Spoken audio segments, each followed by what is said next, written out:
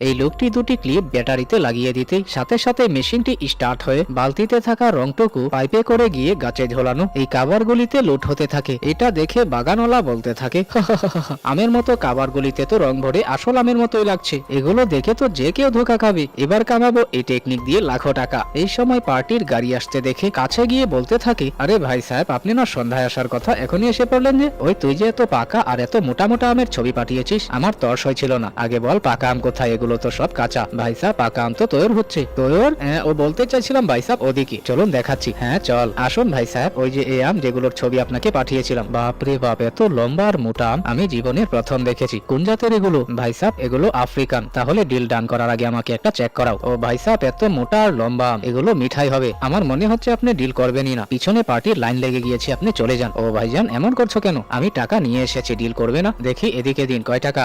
পুরা 5 লাখই। ঠিক আছে, আজ থেকে এই বাগান আপনার। এই কথা বলে চলে যেতেই কাস্টমার ঢিল ছুড়ে একটি আম পাড়তে চাইলে আমের আসল চেহারা বেরিয়ে উঠতে লাগে।